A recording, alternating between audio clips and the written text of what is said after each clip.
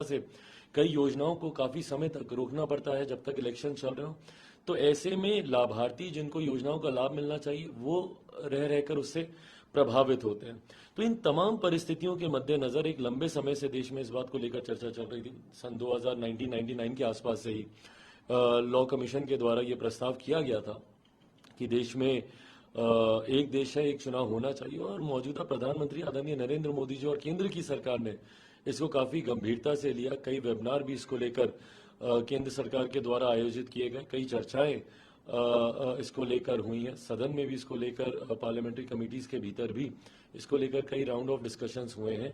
और ऐसे में जब इसको अधिकृत तौर पर संभवतः ये जो विशेष सत्र बुलाया गया है, अगर इसको लाया जाता है, लोक जनशक्ति पार्टी रामविलास यकीनन पूर्णतः इसका समर्थन करती है। हम लोग चाहते हैं कि वन नेशन वन इलेक्शन को लागू किया जाना चाहिए। यकीनन इसमें कुछ लूप होल्स हैं, कुछ टेक्निकल अड़चने भी होंगी जिसपे सबको चर्चा करने की ज़रूरत है। कई ऐसी परिस्थितियां भी हैं जिसको पहले से ही हम लोगों को रेक्टिफाई करके चलने की ज़रूरत है। मान लीजिए किसी राज्य में अगर कोई विपक्ष अविश्वास प्रस्ताव लाता है तो उस वक्त क्या होगा, कैसे उस राज्य में। तो इसमें पहले भी लोक जनशक्ति पार्टी ने, हम लोगों ने अपना प्रस्ताव दिया था कि अगर ऐसे राज्यों में अगर कोई अविश्वास प्रस्ताव आता है तो वो विधानसभा में ही नो कॉन्फिडेंस मोशन के साथ साथ कॉन्फिडेंस मोशन भी लाया जाए कि मौजूदा सरकार में अगर आपका विश्वास नहीं है तो वैकल्पिक कौन सी सरकार बन सकती है। चुनाव में जाने की बजाय ये निर्णय विधानसभा के भीतर ही लिए जाए। तो ये प्रस्ताव हम लोग पहले भी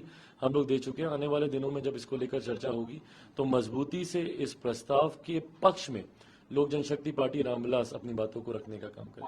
भाई हर चीज में सरकार डरी हुई है, प्रधानमंत्री डरे हुए हैं। एक सरकार जो इतनी स्थिर है वो डरी हुई है।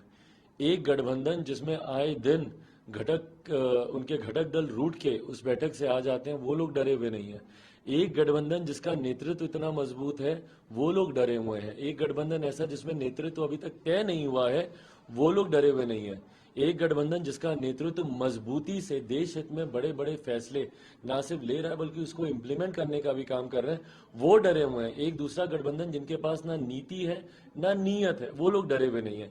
ये कहने की राजनीतिक भाषा बन गया है हर बात में। 2018 में भी इसी तरीके से अविश्वास प्रस्ताव ये लोग भारत की संसद में लेकर आए थे, कहते हुए कि भाई ये सरकार डरी हुई है, हारेगी। क्या हुआ 2019 में? 14 से बड़ा जनादेश मिला। आज फिर यही सारी बातें हो रही हैं। 2024 में देखिएगा 2019 से बड़ा जनादेश पुनः हम लोगों के गठबंधन को मिलेगा, एनडीए की सरकार बनेगी।